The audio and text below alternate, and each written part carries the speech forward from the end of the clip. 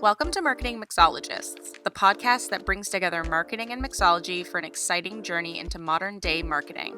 We think marketing should be like your favorite cocktail, fully balanced, flavorful, and memorable. We'll explore all things related to marketing, from understanding the basics to uncovering advanced strategies. With special guests joining us each episode, we'll share insights from experts in the field and share our favorite drinks. Whether you like it shaken or stirred, grab your favorite beverage and join us as we learn more about how powerful marketing can be when mixed well. Cheers! Welcome back, everybody, to another episode of Marketing Mixologists. Today, we have John from Exponential Growth joining us. John, thank you so much for joining us today. Could you please tell us kind of who you are, what you do? Yeah, so I'm the founder of Exponential Growth. We're an SEO, analytics, and reporting agency that primarily works with other agencies in a white label capacity. For myself, I've been doing SEO probably for about 10 years now, somewhere in that range for various agencies and kind of freelancing over the years. Awesome. Well, we are very excited to have you. Obviously, since we're all in marketing, we understand what SEO is, search engine optimization. But for our audience, can you kind of define SEO and digital marketing in your own terms as an expert on it? Yeah, so really the way I think about SEO now is it's really just how do we get customers from Google for any business really at the end of the day. So what we're trying to do is figure out what are people searching for that ultimately is going to lead them to be interested in our products or services. And then there's a lot of techniques and tactics within that. But ultimately, even with digital marketing as a whole, we're really just trying to find how do we reach our audience online? Yeah, totally. And where do you think SEO and digital marketing intersect? Yeah, I think SEO is for most businesses is going to be a part of their digital marketing strategy. There's always exceptions where search maybe isn't as big of a factor, but for most companies, there's going to be at some point someone's going to go to Google, type in sometime a keyword that we're going to want to get in front of. It's not going to be the only thing you do, but typically it's going to be a component that fits in with your paid media strategy, your content strategy, your website. It all will intersect, and SEO kind of overlaps into a lot of other disciplines as well. Yeah, definitely. I feel like people got to search you in order to find you, right? Other than organic traffic. But so what do you think, let's dumb it down, I guess, for our audiences if they didn't have any experience here. What do you think the benefits of actually utilizing SEO and really paying attention to it within your digital marketing is? Yeah, I think the nice thing about SEO compared to some other channels like paid media is since you don't have to pay per click, a lot of times you can build on what you've done in previous months and you could really grow traffic to a lot higher levels in some cases than you can with paid media unless you're continually increasing your budget. There's a lot of resources that go into it. You have to invest in content, the SEO work and all of that, but it does tend to scale well depending on your industry. And I look at it two kind of ways. There's the direct lead gen piece of figuring out which keywords are going to lead people to book a meeting or convert, where they're really searching for our products. Then there's also the branding and awareness piece where we're actually going after keywords where somebody's just looking for information about your industry. And you could be the one that gives them the answer or the content, which ultimately is kind of that first step for them getting familiar with your brand. So you can kind of go both directions at the same time with both of those kind of tactics with SEO. All right, John. So now I really want to dive into how SEO fits into a digital marketing strategy. So can you tell us why SEO is so important to include in your digital marketing strategy? Yeah, I think SEO has a lot of benefits. One of them in the early stages when you're building a strategy, you can use a lot of the SEO data and information to inform other things you're doing as well. So if you're doing keyword research, a lot of times that can inform, well, it definitely will inform your paid search strategy, but it also can inform the content you're going to develop for your website, because we can actually determine what are people interested in and what are the topics and keywords they're searching for. So that can overlap into pretty much all of your marketing strategies, whether it's what you're going to post on social media. It could give you some topic ideas for that. You can get traffic directly through SEO to your website from Google, which is the main goal, but it really integrates well with all the other things that you're doing.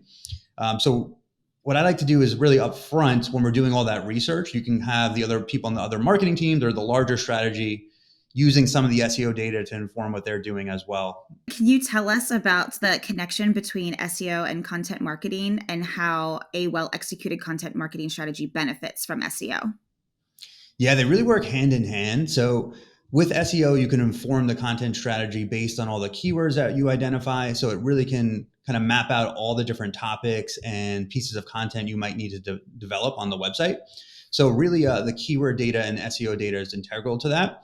Now with content, you could also create things for your audience that maybe doesn't have an SEO benefit. So I think with content marketing as a whole, you go a little bit broader than just the SEO topics, but with the SEO data that you find, that's really going to have a big impact on the content you develop for your website. I like to look at it kind of in two phases for when we do keyword research. First is like, what pages on the website that you already have can we leverage and just make better so we can improve our rankings for certain keywords? And then what are the new pages you're going to need to develop because you're not doing well right now for a certain group of keywords? And those are going to be kind of the new content ideas that go into your strategy. We really like as well to not just focus on blog content for SEO, but you can actually use it, the SEO strategy, to create videos, to create podcast episodes, and then you could kind of tie that all together. So now your blog content, you could embed the video, the podcast clips, and it just makes, it's not a direct ranking factor necessarily, but if we're making the page better and it's more engaging and people are consuming it better, that's going to have an impact on your SEO. So we like to look at it holistically like that and not look at only doing SEO kind of by itself without kind of integrating it with everything else that you're doing. And what steps should, companies or businesses be taking to ensure that their SEO and their content marketing are working hand in hand? I think that goes back to the strategy. So really, a lot of times we want to go right to creating stuff and execution, but really stepping back and seeing, do we have a strategy in place? Have we done the research to determine like what is our audience actually searching? Then taking that list of keywords and figuring out which ones do we really want to cover, because it's going to be typically a big list. So you'll need to prioritize the topics you think your audience is going to care about the most. So I think starting with the strategy, and then once that's built out, then depending on your resources, you could really determine how much you could realistically do every month, and kind of chip away and keep publishing new content and then optimizing existing pages as well. That's really going to be the main thing you're going to do for SEO on a monthly basis. Obviously, search engine optimization, you're prioritizing what search engines are going to find, which is a little bit different than social media marketing, which is kind of relying on the algorithm. So how do you feel SEO and social media marketing work together from, let's say, organic social media specifically? Yeah, I think you kind of pointed out the main difference where social typically, we're sort of interrupting somebody in a way. You want to make the content so they actually want to see it. So, but they're scrolling or they're not necessarily looking for what you're about to tell them. With search, we know they're actually looking for information. They're typing in a keyword, so they're seeking out an answer or they're doing research. So the nice thing about that is we kind of know the intent behind what they're doing. So we can make something that's going to resonate based on what they're searching for and something we know they're going to be interested in. So they're kind of raising their hand and saying that they want this information, and then we're providing it. With social, yeah, it is highly dependent on the algorithm, engagement. In there, the SEO topics overlap, but a lot of times with this LinkedIn organic or whatever organic platform you're using, you don't necessarily need to know keywords in advance. If you could just write something that's compelling, that hooks people in and is engaging, you can do really well there. So they definitely complement each other, and you could use the data on both to kind of inform what you're doing. But I think that's the main difference that we see. Is someone looking for information, where the other one, we have to get them to stop and be interested in what we're saying on the social platforms. And if you could do that well, you could do really well and get a lot of reach on LinkedIn or whatever platform you're using. I feel like when I'm looking up a business or a company or an individual even working at a business or a company, I tend to get LinkedIn results first, which of course I think you'll get like the website URL. I'm just going to think of us as an example. You'll get like our website. And then shortly after, it might be either our LinkedIn or it could be our LinkedIn's like post specifically talking about that search term, whether I searched Uncommon Marketing Works or like Uncommon Marketing Works B2B. It might be a post about our B2B capabilities. So what can people do? I guess this also relates to content, but what can people do to optimize their social media in order for it to bring them leads through SEO? Yeah, it's kind of interesting. We're seeing a lot of sometimes short form video is showing up in search now. Definitely long form video. Like if you have YouTube videos you're doing, those a lot of times will show up directly in search results with like the thumbnail of your video right there. So you can actually target, if there's a few keywords that are really critical for you, it does make sense typically to have a blog post targeting it just for traditional SEO, but then also doing social posts, videos, because you might actually be able to get multiple spots on the first page with those different types of media. Because at the end of the day, Google wants people to find things that they want. So they are starting to integrate a lot more video and different aspects into search. I'm definitely noticing it's hit or miss with short form video, but there is sometimes those are being directly embedded as well, which is something that's been newer the last year or two. Yeah, I feel like with the rise of things like TikTok and sort of the downfall of things like X, I feel like you're probably going to see a lot more video in there for sure. Yeah. All right, so let's talk about email and SEO. How does SEO impact email marketing? Obviously, your email is not being sent into a search engine, most likely. I know some platforms will post like their newsletter or something on their website, but how can you use SEO strategies to improve your email marketing? Like, is there a way to build a better email list? Is there ways that you can utilize SEO in email marketing? You can, yeah. And we've done this ourselves with a newsletter we launched a couple of months ago, where most of the subscribers from that are just coming from articles that are ranking in Google. So you could use SEO to build out your audience for your newsletter and to grow your subscribers, where it's the same kind of strategy. First, identifying the keywords you want to show up for, creating the content that you need. And then within that content, you could have calls to action to sign up for your newsletter, whether you give something away to entice somebody to sign up for it, or you just have a sign up because the newsletter is going to be relevant to what they're reading. So that can work really well. And the nice thing about that is once you're ranking well and you're getting organic traffic, you're not paying for that traffic every month. It's going to be consistent. There's a little bit of upkeep, but for the most part, you can get some people to subscribe to your newsletter every month just by getting that initial content out there.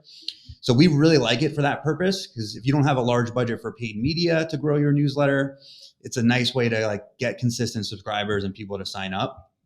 Could also use email in other ways too. After somebody converts on SEO, it's always good to have an email strategy of following up, some kind of sequence to actually get them to the next stage of whatever you're offering. But we've found for our own newsletter as well, right now it's our biggest source of subscribers to the list. Yeah, I feel like I hadn't thought about that aspect when I asked you that question, is that you can have things in your SEO optimized content that would lead people back to your newsletter. So I guess prioritizing ranking the content that includes your link and doing really well with SEO optimization there will, I guess, then lead people back to you. So that's a really good point. Yeah. And if you could find like keywords that are really related to your newsletter, like there's a certain angle for your newsletter with like what you're offering or what the information's about. And if you could identify the keywords that are, if someone searches that, they're probably going to be interested in your newsletter. And then it's just a matter of, do you need to offer something to get them to sign up for the newsletter? Or is it enough just to put in a CTA right in the blog post or the article, which sometimes can work still? So let's say, for example, I guess if you're having an email, and this is more like a hypothetical thought, or even just like talking through it myself, is if you're, let's say, including industry resources in your content in your newsletter, like for example, we will often share links from our partners or any sort of software technology that we use. I guess if you're using the highest ranked pieces of content about your industry, that would also be something that your users would be more interested in reading because it's, popular and obviously successful. So then in turn, more people are going to be doing more clicks in your email. I'm just more talking this through in my brain. I feel like there's kind of multiple ways you can kind of use SEO, even though your email not necessarily has to be SEO optimized because it's not being searched, but you can utilize SEO to kind of find little ways to boost your email engagement. Yeah, and that's exactly how we started to think about it, where like maybe there's some overlap in the topics, but with email, you have a lot of leeway just to write whatever you think is going to resonate with your audience. And you really don't have to care about like, are there keywords in the article? What's the title of it? Like you can really just focus on good copywriting and then kind of use SEO just to fuel it and build out the subscriber count so you have a bigger list you're sending to. So yeah, that can work really well still. Yeah, I feel like for us specifically, if anybody is not subscribed to our newsletter, you should. We can include a link in the show notes. But we like to pick kind of like a pop culture topic that has absolutely nothing to do with our content for our newsletter each month. So last month we were talking, what was the newsletter about last month, Harley? I'm trying to remember. Barbie. It was Barbie, but what was the topic? See, that's the thing. We kind of go over... We kind of do a little... Using AI for email marketing. Yeah. Yes, AI for email marketing. And then in a previous month, we did the brand identity, but like the born identity. And then this month, well, I guess it will be a past month once this goes live. I'm doing the Taylor Swift Eras tour, but it's about I'm trying to even remember what it's about. RevOps. So that's the nice thing about email marketing. I feel like you can kind of have fun with it, but at the same time, like you still have to have that strategy, and using SEO can definitely be more successful. But I feel like that's kind of the one limitation I find with SEO is including things that aren't relevant you can have fun with it, but you got to be careful. Yeah. Like there's definitely things you can do, but sometimes, you are somewhat limited. We like to kind of look at like the competitor articles, what are they doing? And then figure out like, how do we actually do what they did, but also make it better? So adding additional things that a lot of the competing articles don't have. But you are a little more limited than you are with like a social platform or email, where you can kind of have a little more creativity mixed in there. Yeah, it's all about it's where it's going, who's trying to see it. Gotta love that algorithm. Okay.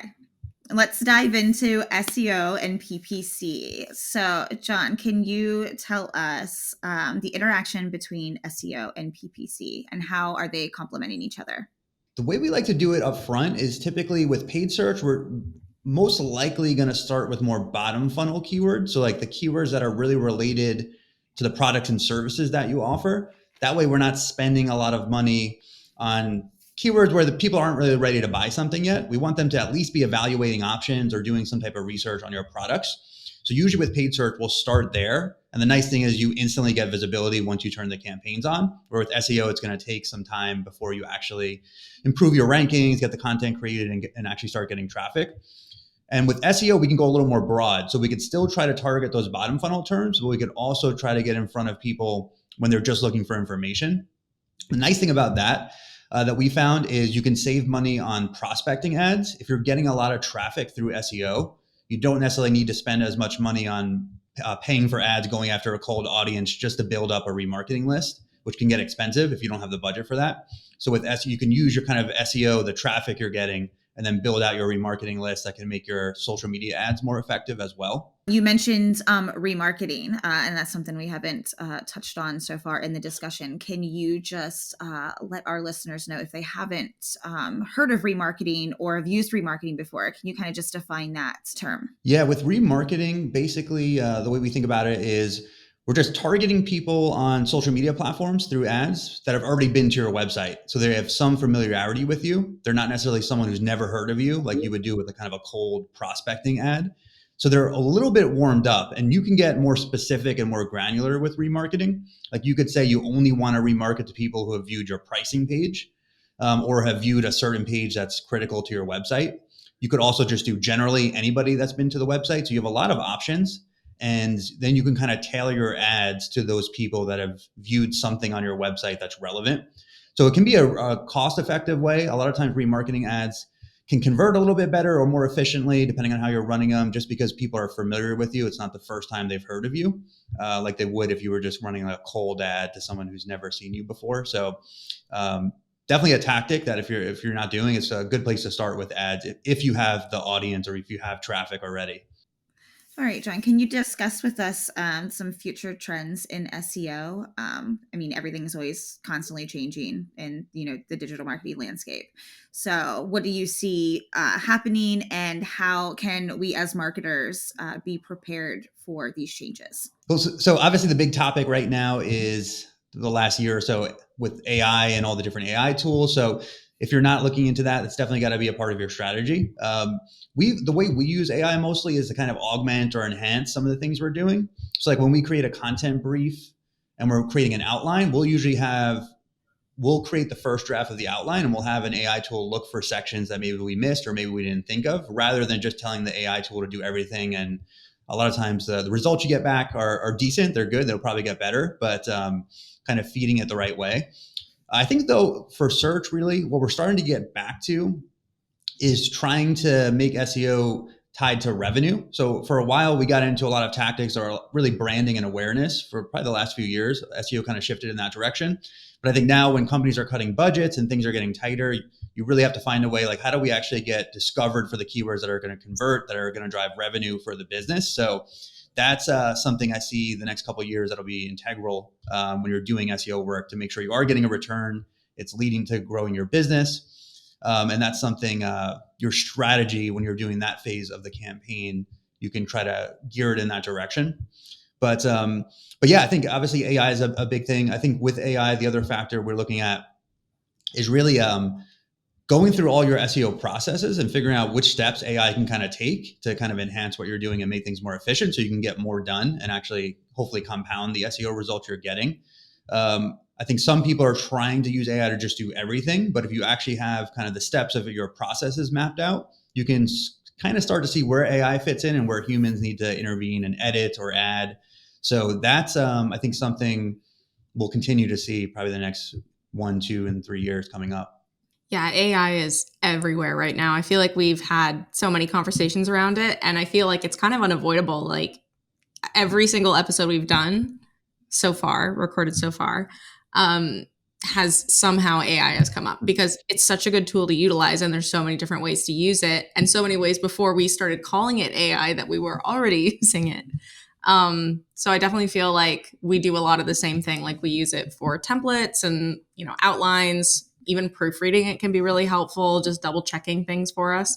And also finding sources, which is great as well, because you don't want to be like accidentally lying on the internet, I guess. Yeah. So yeah, I definitely feel like SEO and digital marketing and AI are just very cohesive. They can create a little ecosystem together. Do you have any, tips or tricks or anything that you want to share with everybody? Any tools for SEO that you'd love to share? Yeah, so there's a few different things. We in our newsletter, we actually give away a free template or tool or report every month. So that's one of the things. So definitely check that out. We have tons of different Google Sheets tools that do some different automation kind of things, Looker Studio report templates. So those can always help. In terms of the top tips, I would say really with your site, if you can look at your website, and the first thing to always do is try to take a look at, are you currently ranking for anything on page 2 or page 3? There's a lot of tools you can use to identify that. Google Search Console is a free one. SEMrush or Ahrefs are paid tools that can do that. But that's a great place to start, because you've already gotten into page 2 or page 3. So that's potentially a quick win you could have before you start developing a deeper strategy. So that's usually the first thing I like to look for. And then after that, then you could really build out a full strategy where you're going through kind of all the different tactics that are available. I like that, starting with the little scratch before you make it to the bullet hole, I guess. Yeah, and it's nice to be able to see some results before you start investing more and doing more of the work. So it's a nice way to get started. I remember when we recently relaunched our website, and we had built it entirely from scratch. So shout out to our designer, Ariel, for kind of spearheading that. And we had everything in there. We had all the content, we had everything set up, and we go into those SEO tools and just seeing all the red, like 60%, 50%. It definitely can be a little jarring, but there's so many quick things you can do that can raise your ranking so much. Awesome. All right. So the obviously most important question of our podcast is, what's your favorite cocktail right now, or mocktail? So my favorite drink right now is an old fashioned. I've been getting that everywhere when I go out. Ooh, my husband's very into the old fashions.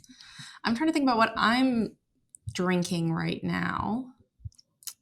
Well, it is a Friday when we're filming this, so I will probably just go for Old Faithful Aperol Spritz tonight. Nice. Harley, what about you? So I recently remembered how much, Annie, that I went to the Phillies game on Wednesday, and I rediscovered my love for Golden Road's Mango Cart beer. Ooh, haven't had that in a long time. Yeah, and I'm a huge fan of Golden Road from, living out in California. So it was nice to dip back into that. So that's kind of on my mind right now. Just getting me ready for Friday, guys. Where can our listeners find you on social, or where are you online? Yeah, so the agency website's exponentialgrowthmarketing.com. I'm starting to be more active on YouTube. So it's just my name, John Reinesch, there. And LinkedIn's probably the second place I'm probably the most active on.